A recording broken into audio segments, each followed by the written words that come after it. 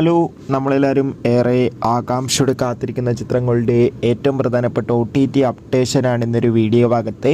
വീഡിയോയ്ക്ക് മുൻപ് video like ചെയ്യുക, ചാനൽ സബ്സ്ക്രൈബ് ചെയ്യാൻ വേണ്ടി ശ്രമിക്കുക. ആദ്യമായി അറിയിക്കാൻ പോകുന്നത് അഖിൽ, അഗ്നി, മമ്മൂട്ടി എന്നൊക്കെ പ്രധാന കഥാപാത്രങ്ങളായ ചിത്രമായിരുന്നു ഏജൻറ്.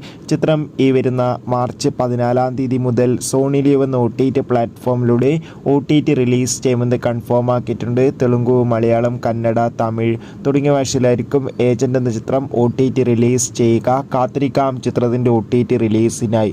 വിശാഖ് നായർ, മഞ്ജു വാര്യർ എന്നൊക്കെ പ്രധാന കഥാപാത്രങ്ങളായ ചിത്രമായിരുന്നു ഫുട്ടേജ്. ചിത്രത്തിൻ്റെ ഹിന്ദി പതിപ്പൊക്കെ ലീക്കായിട്ടുണ്ടായിരുന്നു. ചിത്രത്തിൻ്റെ മലയാളം HD പതിപ്പ് ഉടൻ തന്നെ ആമസോൺ പ്രൈം വീഡിയോസ് എന്ന OTT പ്ലാറ്റ്ഫോമിലൂടെ OTT റിലീസ് ചെയ്യുമെന്ന് കൺഫേം ആക്കിയിട്ടുണ്ട്. ചാക്കോച്ചൻ, പ്രിയാമണി, ജഗദീഷ് എന്നൊക്കെ പ്രധാന കഥാപാത്രങ്ങളായ ചിത്രമായിരുന്നു ഓഫീസർ ഓൺ ഡ്യൂട്ടി. ചിത്രം ഈ വരുന്ന ഏപ്രിൽ മാസം വിഷു സ്പെഷ്യലായി നെറ്റ്ഫ്ലിക്സ് എന്ന OTT പ്ലാറ്റ്ഫോമിലൂടെ OTT റിലീസ് ചെയ്യുമെന്നാണ് റിപ്പോർട്ടുകൾ സൂചിപ്പിക്കുന്നത്.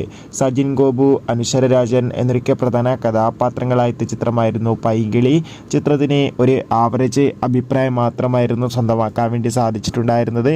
ചിത്രം ഉടൻ തന്നെ മനോരമാക്സ് എന്ന OTT പ്ലാറ്റ്ഫോമിലൂടെ OTT റിലീസ് ചെയ്യുമെന്ന് കൺഫേം ആക്കിയിട്ടുണ്ട്. വിനീത് ശ്രീനിവാസൻ നായകനെത്തിയ ചിത്രമായിരുന്നു ഒരു ജാതി ജാതകം. ചിത്രം ഈ വരുന്ന മാർച്ച് 14 മനോരമാക്സ് എന്ന OTT പ്ലാറ്റ്ഫോമിലൂടെയും ആമസോൺ പ്രൈം വീഡിയോസ് എന്ന OTT പ്ലാറ്റ്ഫോമിലൂടെയും സിംപ്ലി സൗത്ത് എന്ന OTT പ്ലാറ്റ്ഫോമിലൂടെയും OTT റിലീസ് ചെയ്യുമെന്ന് ഒഫീഷ്യലായി കൺഫേം ആക്കിയിട്ടുണ്ട്. ബേസിൽ ജോസഫ് നായകനായ ചിത്രമായിരുന്നു പൊന്മാൻ.